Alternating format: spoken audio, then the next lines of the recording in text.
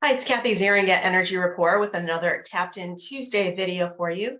As a reminder, these videos are all about tapping into and using your inner wisdom or intuition for all of the great benefits that that provides. Today, I wanted to talk about how to boost your intuition with empathy.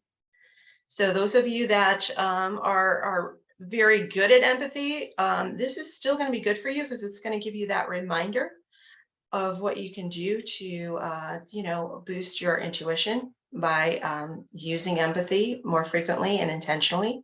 Those of you that are still working your empathy muscle, this is going to be great for you as well. So stay tuned. And as a reminder too, empathy, it's that ability to understand other people really well.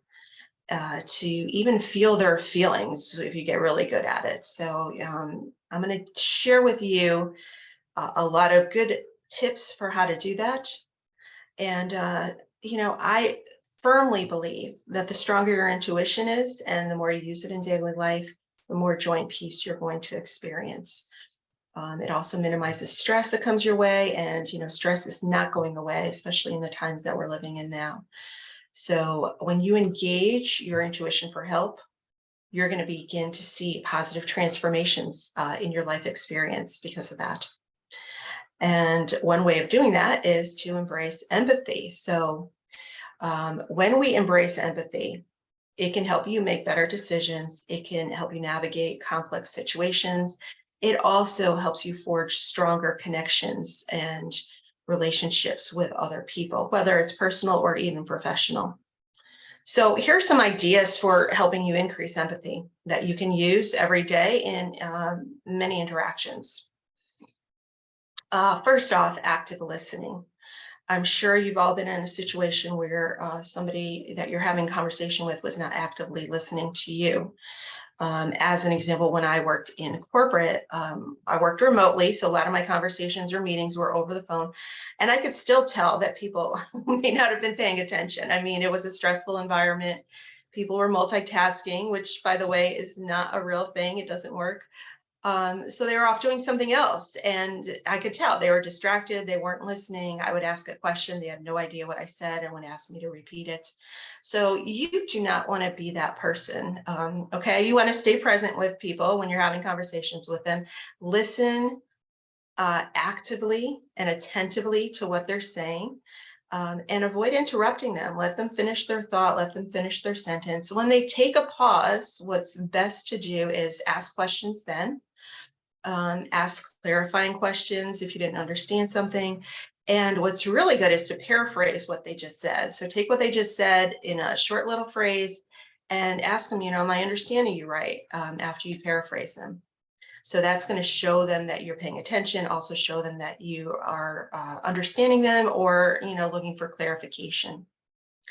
Another great thing along with that, when you're asking questions, is to ask open-ended questions. Right? So you don't want to ask yes or no questions. You want to encourage other people to share their thoughts and feelings. So when you ask an open-ended question, it gives them that flexibility and that leeway to actually tell you what they're feeling or what they're thinking, what their opinion is. As an example, a question you could ask is, if they just got done telling you about a certain experience, you could say, what did you best like about that experience? Or you can ask them, what was most challenging about that? So again, don't ask a question that has like a yes or no answer. Ask them something that they can elaborate on and be able to share their thoughts and feelings with you. Another great way to build empathy is to put yourself in the other person's shoes. So you want to imagine yourself in their position and try to understand how they might be feeling. And really what that does is acknowledge their thoughts and feelings, and it gives you a better way of understanding where they're coming from. And this is especially good when somebody's not acting like they normally would act, or they're under a lot of pressure or stress, or maybe they're dealing with some kind of issue or problem at home or in a relationship. And, put yourself in their shoes and give them, the benefit of the doubt, right?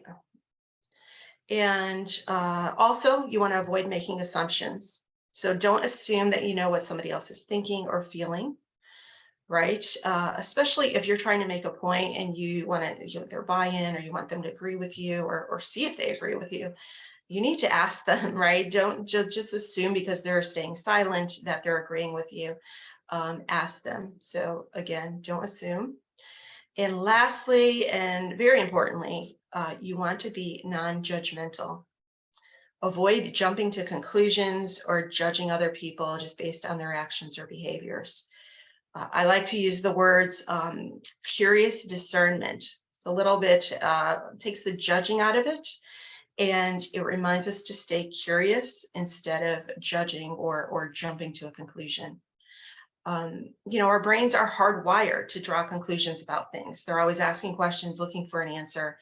That's just the way the brain operates. So, because that's our default, it makes it kind of hard to stay out of this judgment zone. Um, and it's doing it for a good reason, right? It's to keep us safe and alive. However, that slight shift to a more compassionate, non-judging mindset is going to make a big difference in understanding others better and showing empathy for their feelings and their personal experiences. So don't forget to hit the like button if you found this information valuable. Make sure to share this video with friends or colleagues who are on a path of self-discovery and personal development as well. Together we can spread this power of empathy and intuition. Not many people, I think, are connecting the two, but they are strongly connected and highly valuable. Also, remember to subscribe to this channel if you're looking to get updates and not miss any updates. You can also hit that notification bell so you won't miss any. And lastly, I'd love to hear from you. So if you put any of these um, tips about empathy and intuition into practice and start using them, please come back and share those positive differences that you've seen because of it. And you could do that in the comments below. Take care.